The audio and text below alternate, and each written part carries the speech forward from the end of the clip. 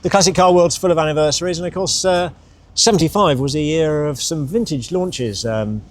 Princess, TR7, Mark 1 Polo, and a couple of our personal favourites, the Jaguar XJ-S, and of course the W123 series Mercedes-Benz. You'll find films of most of those models on our channel elsewhere, but we've got our favourites here and we thought we'd take them for a drive and recapture the spirit of 75. Oh yes, this is going to be a good one.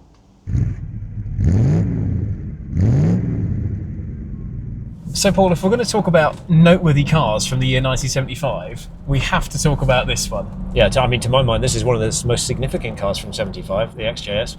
But of course, back in 75, it probably wasn't that well regarded. It's been a long time in the making, and when it finally was launched, people were like, oh, it's not an E-Type, is it? Jaguar thought the world didn't want a new E-Type, and of course, the world didn't know it, but that was the last thing they needed. The thing is, the XJ-S always gets criticised for not being a proper sports car, but it was never meant to be. No, it was a Grand Tourer. GT car, exactly, which is why no six-cylinder at first, you got that gorgeous 5.3 V12. It's just magnificent, isn't it? It's not screamer like a Ferrari engine, but it's so smooth. Yeah, and I mean, it is a quick car. And of course, back in the day when these were launched, they were an expensive car, but if you wanted a V12, the next step up was a Ferrari or a Lamborghini. It was a proper exotic. The styling with the XJ-S was what really put it in that realm for me, because it divides opinion even now, doesn't it? I think these are just gorgeous. Yeah, and the funny thing is they were sort of designed by committee. It was Malcolm Sayer died halfway through, had to be sort of finished off by the rest of the team, but the result was actually really striking. I agree. I mean, it's not perfect. I mean, those rear buttresses, brilliant though they are, they do hamper visibility a bit. Very early on, the car wasn't type approved in Germany because of the lack of visibility. Yeah. But I think it's one of the parts of this car that has to stay. It's what makes this car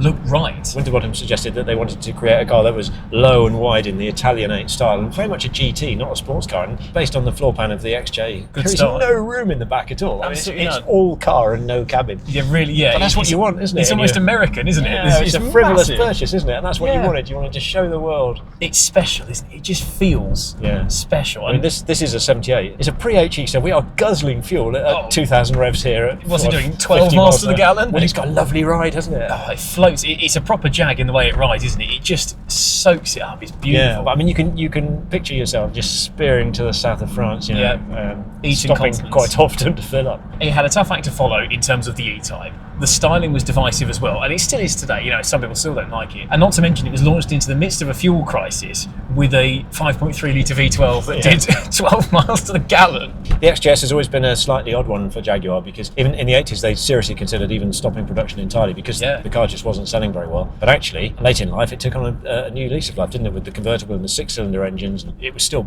winning group tests with other cars in magazines right until the very end, actually. Well, not to mention, in the 90s, of course, it got that multi-million pound Ford investment to turn it into the XJ-S with no hyphen, with the AJ6 and then the AJ16 and the revised styling and 6-litre V12. I mean, I've driven the very last XJ-S, the 6-litre V12, and an awesome thing. You know, it stands comparison with you know, Mercedes of the era and everything. It feels special, doesn't it? You've got that big long bonnet down the road. You've got it's not necessarily well equipped interior, but it's nicely trimmed and you're low and it's wide, and the engine, even though it's not a noisy engine, you've just got a sense of it being there, haven't you? That mighty. That's true. It's not entirely silent, isn't it?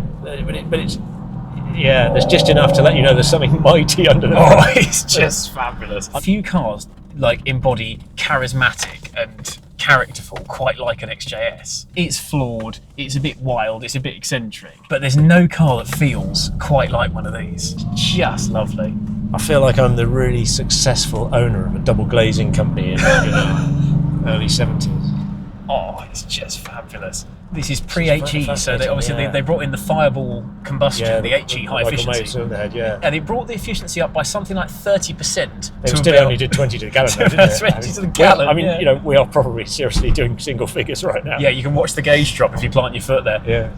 But as an extravagant, excessive, indulgent car, which is what this is meant to be, a V12 GT, nothing does it better, does it? Yeah. It's just fabulous. I have to say, this is a particularly nice example, actually. It just drives really nicely. It's gorgeous. It's not squeaking and rattling. And a ropey XJ-S has still got a bit of magic to it, hasn't it? Oh, absolutely, yeah. But this is far from ropey. But this is a nice one. Yeah. And with a nice one, they're as good as they get. Also, the owner lives in central London, and I can just see it in Kensington or somewhere, fitting right in, even now. Even when we've been filming this today, the amount of people that have walked past and gone, oh, XJ-S! You know, it's still got that superstar factor. It was a pivotal point in Jaguar's history where kind of it left its 60s era behind for this radical new beast, and this, along with the XJ6, took Jaguar into a new era, arguably its peak era. But there was another company over in Germany with its own significant landmark model.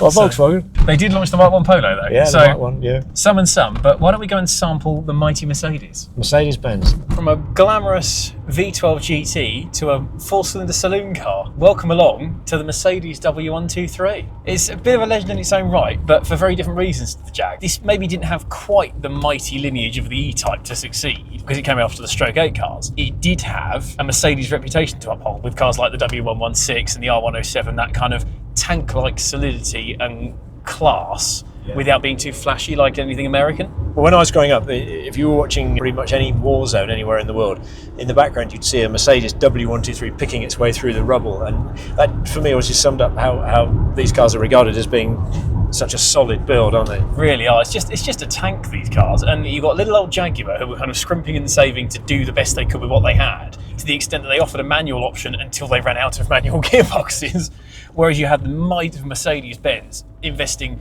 hundreds of millions to produce something of world-class standard, you know, with the really thick sheet metal and detailed touches that make it a better all-round product, like the wraparound indicators. That means you only need to have one lens to view the front and the side, and the famous ribbed lights at the back so they don't get dirty and muddy, and side trims that go down the door so you don't get all mud flicking up and you can still see where you're going. And there's so many little touches, and like you were saying, one of the first cars to have proper crumple zones for safety as well, which you didn't get that on a Cortina. No. Yes, this was a step up, wasn't it, from anything made in Britain. But of course they were expensive, weren't they? Oh, massively so. Really. With this you were paying for the quality, weren't you? I mean, it's the solidity of the materials, and it's the high quality assembly, and things like all the switches just fit and work properly, and it's all just designed to work. Everything's got a real quality to it, hasn't it? It's lasted, all the switch gear and everything. There's nothing quirky about this car apart from maybe the all-in-one combi stalk on the right here, and been a Mercedes feature for years. Which is a Mercedes. You got the thing, feeling Mercedes didn't have to make any excuses for this, did you?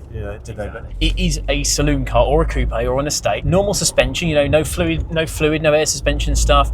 Normal engines. They only did sort of 2 litres up to 2.8. They did do diesels as well, which are even more bomb-proof. But it wasn't so much about reinventing the wheel, but it was taking what was already there and making it as good as attention possible. to detail, isn't it? Yeah, and it really does fit. It's interesting, it doesn't do anything the Cavalier doesn't, that was launched in the same year. That's a very good point, yeah. But it just does it for longer, far longer. Yeah. But what I like about this is one of the most classless upmarket cars, because you could quite easily have a coupe in front of a country manor and it wouldn't look out of place. But equally, you could have a diesel estate being used by a furniture salesman, you know, or in a little rutted farm track. It suits everyone. Yeah, these were the sort of cars, I mean, until quite recently, really, you would see old examples just in daily use, time-worn, but still viable, because people bought them new 30 years ago and they just never needed to replace them. Yeah, you get the feeling it was designed first and priced afterwards. Yeah, I think you're right, absolutely. There almost wasn't a finance department at Mercedes, was there? Yeah. They built the product and went, right, okay, how little can we sell it for? Oh, it just so happens to cost the same as a house. Customers were waiting for them, weren't they, I think? When this car came out, within months, there was a waiting list of 2 years. Now, we're used to that these days, but in the mid-70s, you didn't have waiting lists. That wasn't a thing. Like you say, these are still in regular use. I mean, I've driven 3.5 hours here today on the motorway. Easy. Yeah, it's as comfortable as the brand new car I drove up in here today, yeah, I have to say. It speaks volumes. Ride is better than my electric gear. It maybe doesn't float quite like the Jag does. No. You're a bit down on power compared to the... Just slightly, roughly a third, but it's just about refining the formula, because for a 2 litre 4-pot, it's a smooth one, you know, it's refined. It is, yeah. It's not a coarse sort of Pinto or anything like that. It doesn't sound like a Ford, no. It didn't reinvent the wheel, but it took the basic car formula and made it as good as possible. You get that reassuredness of just a quality product, like you say. It's like a good pair of boots, isn't it, or a nice watch. It is. Also, it's about the same length as the XJ-S, and it's got a big seat in the back with room for 4 or 5 people in the car. It's practical, and if you've got the estate, you can put 7 people in it as well. It's also easy to work on. You know, you can do an oil change on this car with it on the ground. Yeah, it's an easy car to live with, isn't it? You've done quite a lot yourself. Yeah, and that's the thing. If an idiot like me can work on one of these, anyone can. Yeah, true. Yeah, it's a lot easier to live with than an XJ-S. All the materials are real high quality, aren't they? Like the seat fabric and the wood veneer, and it's pretty durable, isn't it? I think that's the key to it. Well, exactly. I mean, how often do you see an XJ-S, even a fairly nice wood veneer, flaking off in the centre console, you know, and the leather all cracked? The comparable BMW is nothing like as high quality as this. No, as good as the E12 was that we touched on before, it wasn't quite up to this It's standard. more of a 60s car, the E12. It's interesting, isn't it? Because it was an expensive car, but it's utterly unflashy, actually. Yeah, it does. This is it. It's not blingy, is it? It doesn't draw attention to itself. It's typically German, isn't it? It's discreetly flashy. Why don't we go and park up back next to that gorgeous Jag, and we'll work out which one we prefer. Yeah. Well, Paul, 2 fine cars celebrating 50 years. What do you reckon? Well, you mean which one would I choose? I know which one you'd choose. I really like German cars. I always have done it. I've grown up with German cars, but I also really like Jaguars, and of all the Jaguars, my favourite is probably the XJ-S. So it's a hard one, and I can see the strengths in the Mercedes, and I can see why you like it. I really can. They've got an absolute bomb-proof quality to them. But just revisiting the XJ-S, especially an early one, just made me remember 75, because I am that old, and I can remember 75, and I can remember when XJ-Ss weren't new. I totally get it. Getting back to that, it's been a while since I've been in an XJ-S as well, and they are so special. That one is glorious, and I love it, and I still really want one. And if I had the space and had the money, I'd have one. But I have this, and I love this, and few cars will outweigh one of these for me. Few cars will outlast it. Yeah, I adore it. Would I have an XJ-S instead? No, probably not. As well as? But as well, Absolutely. 100% yes. And one day, you never know, it might well happen. So yeah. I don't think there's a loser here. We've got two winners in very different ways. They're not direct competitors, but 50 years, the gold standard, I would say, with Absolutely. these two cars. Yeah, yeah. Why don't you let us know down below, which of these two from the class of 75 would you pick, or indeed one of the others? The Polo, the TR7, the Princess, there's loads to choose from. The Cavalier, of course, yes. Loads to choose from. Do let us know down below in the comments. But in the meantime, don't forget to like this video, subscribe to Classics World for all our future content, go and check out our videos on these two cars and various other ones on the channel, and we'll see you very soon. Thanks for watching. Cheers.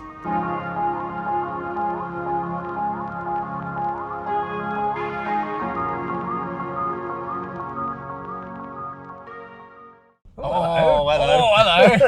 Oh, yeah, it's not 75. Bloody hell. wow. What is that doing out and about on the road? Track day, maybe.